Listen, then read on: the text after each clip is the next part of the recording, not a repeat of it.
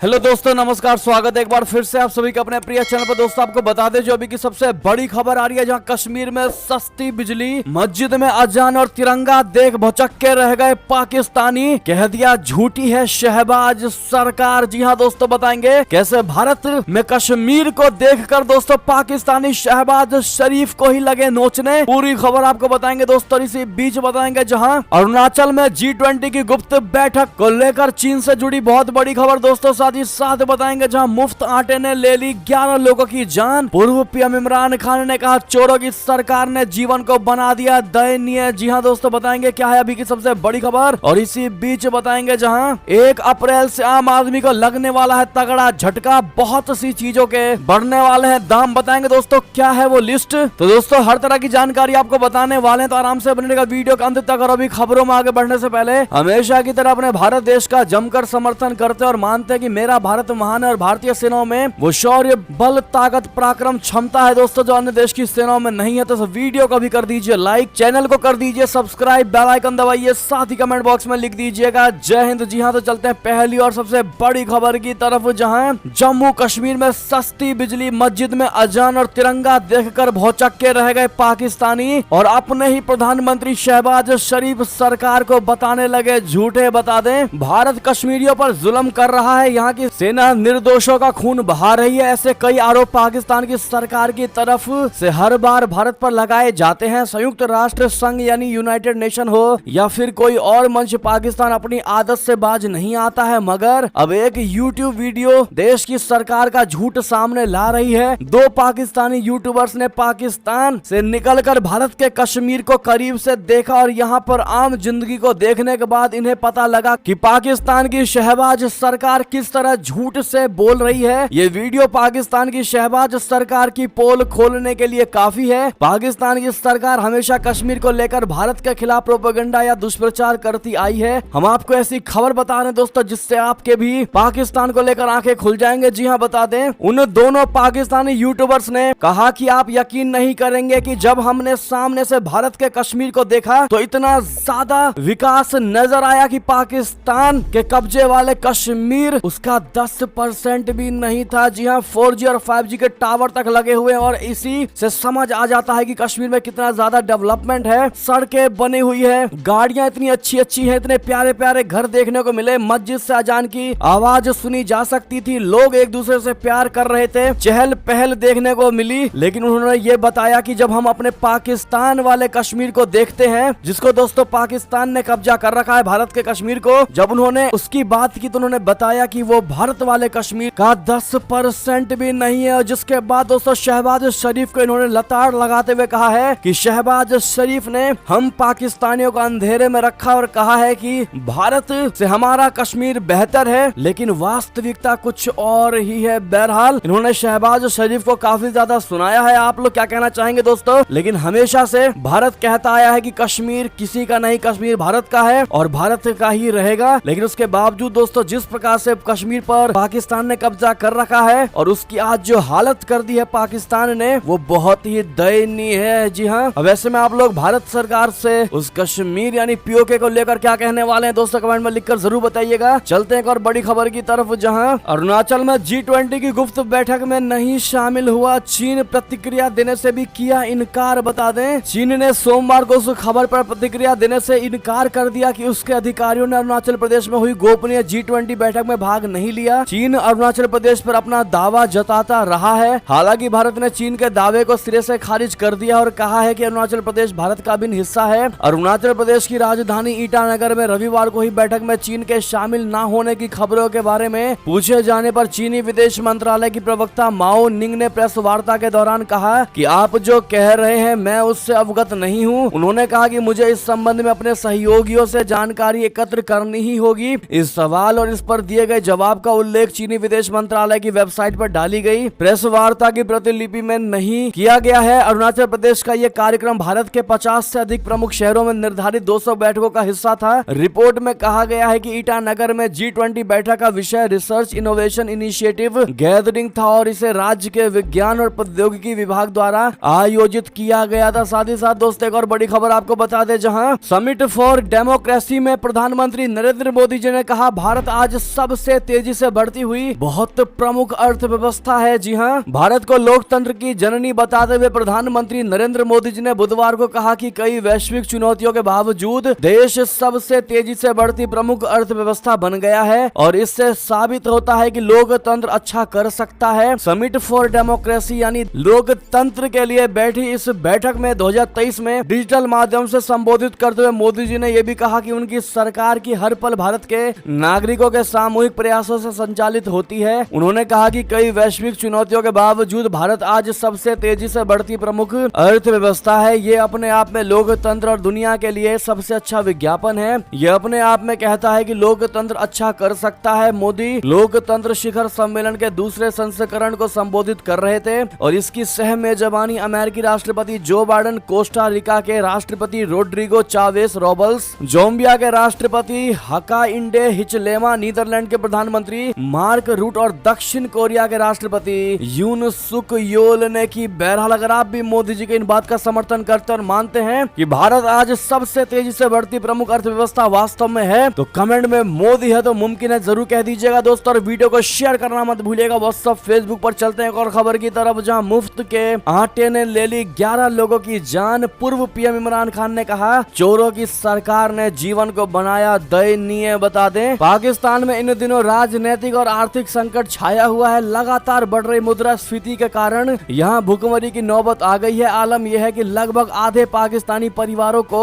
2 जून की रोटी भी नहीं मिल पा रही है। देश में न केवल आटे बल्कि रोजमर्रा की हर चीजों की कीमतें आसमान छू रही हैं। इसे देखते हुए सरकार ने सरकारी वितरण केंद्रों पर मुफ्त आटा देने की योजना शुरू की है। इस बीच पाकिस्तान के अधिकारियों ने बहुत बड़ा खुलासा किया है। बुधवार को अधिकारियों ने बताया है कि पाकिस्तान के पंजाब प्रांत में हाल के दिनों में सरकारी वितरण केंद्रों से मुफ्त आटा लेने की कोशिश के दौरान महिलाओं समेत कम से कम 11 लोगों की मौत हो गई। देश के पूर्व पीएम की पार्टी पीटीआई ने इसकी आलोचना की। मुफ्त आटा पाने की कोशिश के दौरान उमड़ी भीड़, जो कि भारी मात्रा में भीड़ थी दोस्तों, उसमें 60 लोगों के घायल होने की खबर है और वहीं कुल 11 लोगों की मौत की खबर है। जी हाँ, जिसको देखते हुए पूर्व प्रधानमंत्री इमरान खान की पाकिस्तानी तहरीक इंसाफ पार्टी ने इन मौतों और इस योजना की निंदा की। पूर्व प्रधानमंत्री खान ने निःशुल्क आटा केंद्रों में कुप्रबंधन के लिए पाकिस्तान मुस्लिम लीग नवाज सरकार की निंदा की। साथ ही निर्दोष लोगों की मौत के लिए प्रधानमंत्री शहबाज शरीफ और पंजाब के कार्यवाहक मुख्यमंत्री नकवी को जिम्मेदार ठहराया। उन्होंने कहा कि चोरों की सरकार ने लोगों के जीवन को इतना दयनीय बना दिया है कि वे आटे का थैला इकट्ठा करने के लिए मर रहे हैं। साथ ही साथ दोस्तों एक और बड़ी खबर आपको बता दें, जहां बलूचों के हमलों से डरा चाइना, कराची में बंद होंगे चीनी बिजनेस। पाकिस्तान संग ड्रैगन की दोस्ती को बहुत बड़ा और तगड़ा झटका। जी हाँ, किसे मालूम था कि एक दिन चीन को पाकिस्तान में अपना बिजनेस बंद करने की नौबत आ जाएगी, मगर ऐसा हो रहा है। निक्केई एशिया की एक रिपोर्ट के मुताबिक पाकिस्तान की अथॉरिटीज ने चीन कुछ बिजनेस और दुकानों को अस्थायी तौर पर बंद कर दिया है। ये कदम आतंकी हमलों से इन्हें बचाने के मकसद से उठाया गया है। अथॉरिटीज का माने तो आतंकी हमले पाकिस्तान के सबसे महत्वपूर्ण अंतर्राष्ट्रीय साथी के साथ रिश्ते को बिगाड़ सकते हैं। पिछले कुछ समय से पाकिस्तान में चीन के नागरिकों और प्रतिष्ठानों को निशाना बनाया जा रहा है। कई खतरनाक आतंकी हमलों में कुछ चीनी नागरिकों की जानें भी गई हैं। पाकिस्तान में चीनी प्रतिष्ठानों पर होने वाले आतंकी हमले द्विपक्षीय रिश्तों में बहुत बड़ी बाधा बन गए हैं। आर्थिक संकट से जूझते पाकिस्तान को चीन से मदद भी चाहिए और ऐसे में चीनी प्रोजेक्ट्स उसके हितों के लिए फायदेमंद हो सकते हैं। बात करें एक और बड़ी खबर की, जहां एससीओ बैठक में अजीत डोभाल ने चीन पाकिस्तान पर साधा तगड़ा निशाना। आतंकवाद और विस्तारवादी नीति को लेकर कह दी ये बात। बता दें राष्ट्रीय सुरक्षा सलाहकार अजीत डोभाल जी ने बुधवार को एससीओ देशों की बैठक में चीन और पाकिस्तान पर इशारों ही इशारों में खूब खरी खोटी सुनाई। उन्होंने बिना नाम लिए चीन की विस्तारवादी नीति और पाकिस्तान की आतंकी नीति को लेकर निशाना साधा। एससीओ सदस्य देशों की सुरक्षा परिषद के सचिवों की 18वीं बैठक में अजीत डोभाल ने कहा कि आतंकवाद का कोई भी काम अनुचित है। एससीओ देशों की राष्ट्रीय सुरक्षा सलाहकारों की ये बैठक बुधवार को शुरू हुई। पाकिस्तान कहने से इस बैठक में वर्चुअल जुड़े थे। इसके साथ चीन ने भी इस बैठक में वर्चुअल माध्यम से हिस्सा लिया था। अजीत डोभाल ने कहा कि किसी भी तरह का आतंकवाद अंतर्राष्ट्रीय सुरक्षा के लिए एक खतरा है। सभी देशों को आतंकवाद से निपटने के लिए संयुक्त राष्ट्र सुरक्षा परिषद के प्रस्तावों सहित काउंटर टेररिज्म प्रोटोकॉल के प्रति अपने दायित्व को पूरा करना है। अजीत डोभाल ने कहा कि आतंकवाद का कोई भी कार्य, चाहे उसकी प्रेरणा कुछ भी हो, अनुचित है। इसका पोषण करना अंतर्राष्ट्रीय शांति और सुरक्षा सुरक्षा के लिए बहुत बड़ा और सबसे ज्यादा खतरा है। बहरहाल दोस्तों, अगर आप भी अजीत डोभाल जी के इस खरी खोटी का समर्थन करते और मानते हैं कि चीन और पाकिस्तान को इससे अकल जरूर आएगी, तो अपनी राय अवश्य दीजिएगा। साथ ही साथ एक और बड़ी खबर की बात करें, जहां 50,000 सैनिकों को यूक्रेन भेजने के लिए तैयार है नॉर्थ कोरिया। बस चीन से इशारे का हो रहा है इंतजार। बता दें, यूक्रेन में जारी जंग में एक तरफ जहां अमेरिका सहित पश्चिमी देशों का भरपूर सहयोग यूक्रेन को मिल रहा है, तो वहीं अब रशिया ने भी लामबंदी करनी शुरू कर दी है। आपको बता दें कि रिपोर्ट्स मिल रही हैं कि उत्तर कोरिया 50,000 स्पेशल फोर्स भेजने की तैयारी कर रहा है। खबरों की माने तो चीन से जैसे ही स्वीकृति मिलेगी, अप्रूवल मिलेगा, वैसे ही कोरिया के तानाशाह किम जोंग उन यूक्रेन पर प्रहार करने के लिए तैयार हो जाएंगे। दूसरी तरफ दावों की माने तो रशिया के राष्ट्रपति पुतिन ने खुद किम जोंग उन से हथियार की मांग की थी। ये बहुत बड़ी खबर, बहुत बड़ी रिपोर्टिंग है दोस्तों। साथ ही साथ बढ़ते हैं एक और खबर की तरफ, जहां बौखलाए चीन ने ताइवान के प्रेसिडेंट को दे डाली धमकी। कहा अगर अमेरिकी स्पीकर से मिली तो होगी बहुत बड़ी कार्रवाई। जी हां, पहले आपको बता दें कि ताइवान की राष्ट्रपति त्साई इंग वेन बुधवार को अमेरिका के लिए रवाना हो चुकी हैं। अपने 10 दिनों की यात्रा में वेन अमेरिका के अलावा मध्य अमेरिकी देशों ग्वाटेमाला और बेलीज के साथ संबंधों को मजबूत करने पर द्विपक्षीय बातचीत करेंगी। चीन ने ताइवानी राष्ट्रपति के अमेरिकी दौरे पर सख्त ऐतराज जताया था। दरअसल चीन नहीं चाहता है कि ताइवान और अमेरिका के बीच नजदीकियां बढ़े। पिछले ही हफ्ते चीन ने एक अहम कूटनीतिक चाल में ताइवान के समर्थक रहे देश होंडुरास को अपने पाले में कर लिया। होंडुरास ने आधिकारिक रूप से रविवार से चीन से राजनयिक संबंध खोल लिए। बेलीज और ग्वाटेमाला उन 13 देशों में से है जो होंडुरास के स्टैंड से उलट इस स्वशासित द्वीप का समर्थन करते रहे हैं, जबकि चीन स्वशासित द्वीप यानी ताइवान को अपने क्षेत्र का हिस्सा बताता रहा है। चीन दावा करता रहा है कि वो अपने वन चाइना सिद्धांत के तहत ताइवान को एक दिन वापस ले लेगा। इसके लिए अगर बल प्रदर्शन जरूरी हुआ तो वो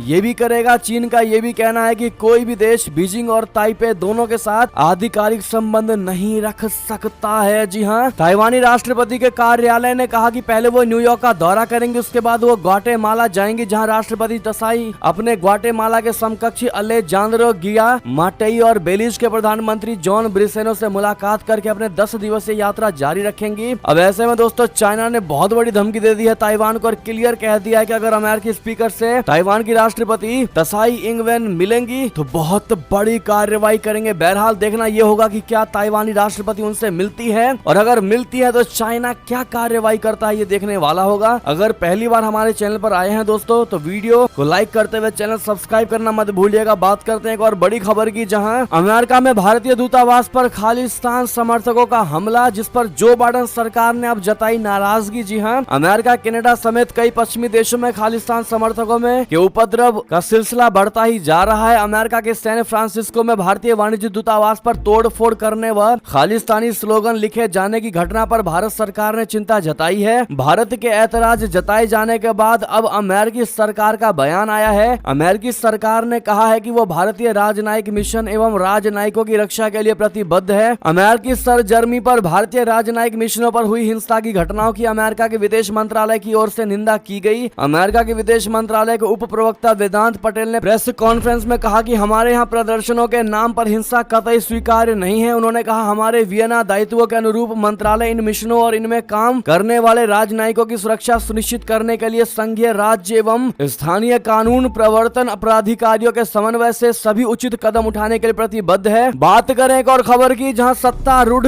गठबंधन ने सत्ता की साझेदारी पर जताई सहमति। आज हो सकती है कैबिनेट विस्तार। बता दें नेपाल से बड़ी खबर, नेपाल के प्रधानमंत्री पुष्प कमल दहल प्रचंड के लिए अपने मंत्रिमंडल के विस्तार का रास्ता साफ हो गया है। दरअसल सत्तारूढ़ गठबंधन ने बुधवार को शक्तियों की साझेदारी पर सहमति जताई है। 10 सत्तारूढ़ दलों के शीर्ष नेताओं ने विभिन्न राजनीतिक दलों के बीच मंत्रालयों के बंटवारे पर सहमति बनाने के लिए प्रधानमंत्री के आधिकारिक आवास पर 2 दौर की बैठकें की। समझौते के बाद प्रचंड गुरुवार को अपने मंत्रिमंडल का विस्तार कर सकते हैं। राजनीतिक पर्यवेक्षकों के अनुसार सत्तारूढ़ गठबंधन के सदस्यों के बीच सत्ता की साझेदारी और मंत्री विभागों का वितरण प्रमुख बाधाएं थी, क्योंकि कैबिनेट पदों की मांग उपलब्ध मंत्रालयों की संख्या से अधिक थी। बैठक के दौरान प्रधानमंत्री प्रचंड, नेपाली कांग्रेस प्रमुख शेर बहादुर देउवा और नेकपा एकीकृत समाजवादी के अध्यक्ष माधव कुमार नेपाल भी मौजूद थे। साथ ही साथ एक और खबर बता दें, जहां हम किसी के दबाव में फैसले नहीं लेते, हमारा देश के लोगों की इच्छा से फैसले लिए जाते हैं। आपको बता दें दोस्तों, बेंजामिन बेंजामिन नेतन्याहू ने जो बाइडेन पर बड़ा पलटवार किया है। जी हाँ, बेंजामिन नेतन्याहू ने कह दिया कि हम ना झुकने वाले ना दबाव झेलने वाले। जी हाँ, इजराइल के प्रधानमंत्री बेंजामिन नेतन्याहू ने कहा है कि उनका देश एक संप्रभु देश है जो विदेशी दबाव के आधार पर कोई निर्णय नहीं लेता है। बुधवार की दरमियानी रात बेंजामिन नेतन्याहू की यह टिप्पणी अमेरिकी राष्ट्रपति जो बाइडेन की मंगलवार को की गई टिप्पणियों के जवाब में पलटवार के तौर पर आई है। न्यायिक सुधार के विरोध में इजराइल में हो रहे देशव्यापी विरोध प्रदर्शनों पर जो बाइडेन ने कहा था कि उन्हें उम्मीद है कि नेतन्याहू उन न्यायिक सुधार की कोशिशों को छोड़ देंगे जिसकी वजह से इजराइल में हिंसक विरोध प्रदर्शन हो रहे हैं। जो बाइडेन ने इसे नेतन्याहू सरकार के लिए एक राजनीतिक संकट बताया था, जिस पर पलटवार करते हुए नेतन्याहू ने कहा कि इजराइल एक संप्रभु देश है जो अपने लोगों की इच्छा से अपना निर्णय लेता है। उसका कोई भी फैसला विदेशों के दबावों पर आधारित नहीं है जिसमें सबसे अच्छे दोस्त भी शामिल हैं। अब ऐसे में दोस्तों इस खबर से अब आप एक चीज महसूस कर पा रहे होंगे कि हर समय एक जैसा नहीं होता है। कभी अमेरिका का महत्वपूर्ण दोस्त रहा इजराइल और कभी इजराइल का महत्वपूर्ण दोस्त रहा अमेरिका। आज आपस में ही कटाक्ष की बातें कर रहे हैं दोस्तों और एक दूसरे पर जवाब पलटवार कर रहे हैं। ऐसे में इस पर आपकी जो भी निजी राय हो कमेंट में लिखना मत भूलिएगा। बात करते हैं एक और खबर की, जहां चीनी थिंक टैंक की बड़ी रिपोर्ट दक्षिण चीन सागर में ड्रैगन पर बहुत अधिक दबाव डाल रहा है अमेरिका। जी हां, अमेरिका ने दक्षिण चीन सागर में अपने लड़ाकू जहाजों की गतिविधियां बढ़ा दी हैं। ये चीन पर अधिकतम दबाव डालने की उसकी रणनीति का हिस्सा है। ये बात बीजिंग स्थित think tank south China strategic probing initiative ने अपनी एक ताजा रिपोर्ट में कही है। थिंक टैंक ने कहा है कि अमेरिका के निशाने पर ताइवान जल डमरू मध्य है। उसने चेतावनी दी है कि अमेरिकी गतिविधियां बढ़ने से उस क्षेत्र की स्थिरता पर असर पड़ेगा। SCSPI दक्षिण चीन सागर में अमेरिकी गतिविधियों पर अपनी सालाना रिपोर्ट जारी करती है। ताजा रिपोर्ट में उसने कहा है कि पिछले साल ऐसी गतिविधियों पर मीडिया ने ज्यादा ध्यान दिया जिससे उनको लेकर राजनीतिक चर्चा अधिक गर्म हो गई। रिपोर्ट में कहा गया है कि पेंटागन और अमेरिकी ने बार बार ऐसी अटकलें लगाई हैं कि चीन की सेना अमेरिकी जहाजों को खतरनाक ढंग से रोकने की कोशिश और गैर पेशेवर व्यवहार करेगी। इसके पीछे मकसद चीन पर कूटनीतिक और जनमत का दबाव डालना था। साथ ही साथ दोस्तों बता दे बड़ी खबर, जहां हाइपरसोनिक मिसाइल बना रहे अमेरिका को लगा तगड़ा और बड़ा झटका। तीसरी बार फेल हुआ AGM-183A का टेस्ट। जी हां, अमेरिका के AGM-183A हाइपरसोनिक मिसाइल का तीसरा टेस्ट भी फेल हो गया है। ऐसे में इस मिसाइल को बनाने के लिए लॉन्च किए गए ARRW प्रोग्राम के भविष्य पर सवाल उठने लगे हैं। सर्विस सेक्रेटरी फ्रैंक कैंडल ने अमेरिकी संसदीय कमेटी को बताया कि यह परीक्षण 13 मार्च को किया गया था। कैंडल ने संकेत दिया कि लगातार मिलती नाकामी से AGM-183A air launch rapid response weapon program खतरे में पड़ सकता है। इस मिसाइल का निर्माण दिग्गज अमेरिकी कंपनी लॉकहीड मार्टिन कर रही है। सर्विस सेक्रेटरी ने कहा कि इस समय हम ARRW की तुलना में HACM के लिए अधिक प्रतिबद्ध है। साथ ही साथ दोस्तों और बड़ी खबर आपको बता दे, जहां कुनो से आई बड़ी ही अच्छी और गुड न्यूज। बढ़ा चीतों का कुनबा। नामीबिया से आई मादा चीता सियाया बनी मां, 4 बच्चों को दिया जन्म। जी हां, मध्य प्रदेश के श्योपुर के कुनो नेशनल पार्क से गुड न्यूज आई है। यहाँ नामीबिया से लाई गई मादा चीता मां बनी है। बताया जा रहा है कि मादा चीता ने एक साथ 4 बच्चों को जन्म दिया है। इस संबंध में पर्यावरण मंत्री ने ट्वीट करके ये जानकारी शेयर किया है। उन्होंने ट्वीट के साथ एक तस्वीर भी साझा की है। पर्यावरण मंत्री भूपेंद्र यादव ने ट्वीट करके कहा है कि अमृत काल के दौरान हमारे वन्य जीव संरक्षण के इतिहास में एक महत्वपूर्ण घटना। उन्होंने आगे लिखा, मुझे ये बताते हुए खुशी हो रही है कि प्रधानमंत्री के दूरदर्शी नेतृत्व में 17 सितंबर 2022 को भारत लाए गए चीतों में से एक के 4 बच्चों यानी कब का जन्म हुआ। जी हाँ, और मोदी जी ने भी ट्वीट किया है दोस्तों। और ट्वीट करते हुए भूपेंद्र यादव के ट्वीट को रीट्वीट करते हुए वंडरफुल न्यूज लिखा है। जी हाँ, ऐसे में अगर आप भी इस खबर को सबसे महत्वपूर्ण खबर मानते हैं कि मोदी जी के जन्मदिन के मौके पर लाए गए इस चीतों को भारत के प्रधानमंत्री मोदी जी के लिए वाकई में खुशी की खबर है, तो मोदी जी को आप लोग कांग्रेचुलेशन जरूर कहिएगा दोस्तों, ताकि उनकी ये खुशी हमारे भारत के लिए ही होने वाली है। बढ़ते अगली खबर की तरफ, जहां कोरोना ने फिर पकड़ी रफ्तार। भारत में 24 घंटे में सामने आए टोटल 2151 नए केस 6 महीने में, ये सबसे ज्यादा। जी हाँ, भारत में कोविड-19 संक्रमण में एक बार फिर तेजी देखी जा रही है। बीते 24 घंटे के दौरान देश में कोरोना वायरस संक्रमण के 2151 नए केस सामने आए हैं। ये पिछले साल अक्टूबर के बाद एक दिन में दर्ज कोरोना के सर्वाधिक मामले हैं। इससे पहले देश में पिछले साल 28 अक्टूबर को एक दिन दिन में 2208 नए मामले दर्ज किए गए थे। परसों यानी मंगलवार को देश में कोरोना के 1573 मरीज मिले थे। देश की राजधानी दिल्ली की बात करें तो दिल्ली में लंबे समय के बाद कोरोना के मामलों में लगातार वृद्धि देखने को मिल रही है। बुधवार को 300 से अधिक मामले सामने आए और 2 लोगों ने दम तोड़ दिया। 2160 जांच में 13.89% लोग संक्रमित पाए गए हैं। स्वास्थ्य विभाग की तरफ से जारी आंकड़ों के मुताबिक दिल्ली में इस दौरान 163 मरीज कोरोना को मात देने में सफल रहे, तो वहीं एक्टिव मरीजों का आंकड़ा बढ़कर 806 हो गया है। दिल्ली में फिलहाल कोविड पॉजिटिविटी रेट बढ़कर 14% के करीब पहुंच गया है। बढ़ते एक और खबर की तरफ, जहां मोदी को फंसाने के लिए बनाया गया था दबाव, लेकिन नहीं मचाई हाई तौबा। जी हां, अमित शाह जी का कांग्रेस पर बहुत बड़ा अटैक, बहुत बड़ा पलटवार। बता दें, केंद्रीय गृह मंत्री अमित शाह जी ने बुधवार को कांग्रेस पर बड़ा आरोप लगाते हुए कहा कि कांग्रेस अपने शासनकाल के दौरान सीबीआई के जरिए एक फर्जी केस में नरेंद्र मोदी को फंसाना चाहती थी। उन्होंने कहा कि सीबीआई ने फर्जी मुठभेड़ केस में नरेंद्र मोदी जी को फंसाने के लिए मुझ पर दबाव बनाया था। अमित शाह ने कहा कि उस वक्त नरेंद्र मोदी गुजरात के मुख्यमंत्री और वे खुद राज्य के गृह मंत्री थे। नेटवर्क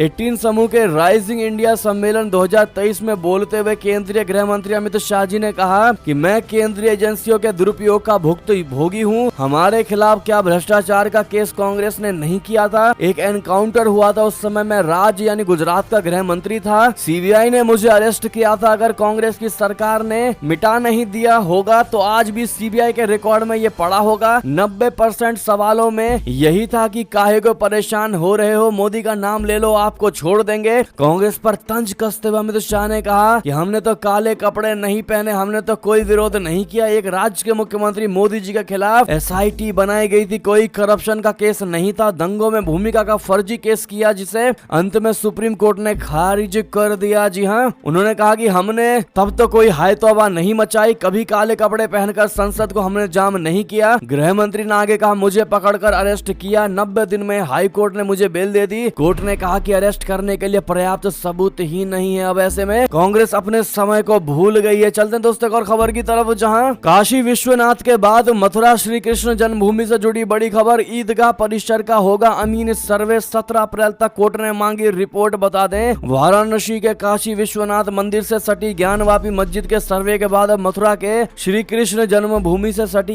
ईदगाह का सर्वे होगा। बुधवार को श्री कृष्ण जन्म स्थान ईदगाह प्रकरण में हिंदू सेना की मांग पर सिविल जज सीनियर डिवीजन की अदालत ने ईदगाह परिसर के अमीन सर्वे का आदेश दिया। अदालत ने इसकी रिपोर्ट 17 अप्रैल की सुनवाई में रखने को कहा है। दूसरी ओर प्रतिवादी पक्ष के अनुसार अदालत में 7 रूल 11 पर सुनवाई की मांग पर अपना निर्णय सुरक्षित रखा है। श्री कृष्ण जन्म स्थान की 13.37 एकड़ जमीन पर से ईदगाह को हटाने के लिए हिंदू सेना द्वारा दायर वाद में बुधवार को सिविल जज सीनियर डिवीजन नीरज गौड़ की अदालत में सुनवाई हुई। हिंदू सेना के राष्ट्रीय अध्यक्ष विष्णु गुप्ता ने विगम 8 दिसंबर 2022 को ईदगाह परिसर में अमीन सर्वे की मांग की थी। चलते एक और खबर की तरफ, जहां 1 अप्रैल से आम आदमी को लगेगा तगड़ा झटका, बहुत सी चीजों के बढ़ेंगे दाम, लंबी है लिस्ट। बता दें, 1 अप्रैल से नए वित्त वर्ष की शुरुआत हो रही है। अप्रैल में आम आदमी पर महंगाई की मार पड़ने वाली है। कई चीजों के दाम महंगे हो जाएंगे और इसका सीधा असर आम आदमी की जेब पर पड़ने वाला है। साथ ही बजट में प्रस्तावित सभी तरह के टैक्स 1 अप्रैल से लागू हो जाएंगे। ऐसे में आपको बता दें 1 अप्रैल से कौन सी चीजें महंगी होंगी और क्या सस्ता होगा। तो दोस्तों 1 अप्रैल से एलईडी टीवी, कपड़ा, मोबाइल फोन, खिलौना, मोबाइल और कैमरा, लेंस, इलेक्ट्रिक कारें, हीरे की ज्वेलरी, जलीय जीवों के आहार के विनिर्माण में इस्तेमाल होने वाला मछली का तेल, इलेक्ट्रिक वाहनों में इस्तेमाल होने वाले लिथियम आयन सेल के विनिर्माण में काम आने वाले मशीनरी, बायोगैस से जुड़ी चीजें, झींगे का आहार और इन्हीं तरह की बहुत सारी चीजें दोस्तों, साइकिल की खरीदारी, ये सब सस्ती हो जाएंगी। और किन चीजों के बढ़ेंगे दाम वो भी हमने स्क्रीन पर दिखा दिया है। टेलीविजन के ओपन सेल के कलपुर्जों सहित किचन की चिमनी, आयातित साइकिल, खिलौने, पूर्ण रूप से आयातित कारें, इलेक्ट्रिक वाहन, एक्सरे मशीन, आयात होने वाले चांदी के सामान, आर्टिफिशियल ज्वेलरी, तरह की चीजें सारी महंगी हो जाएंगी दोस्तों। यूपीआई से लेन देन भी महंगा हो जाएगा। ये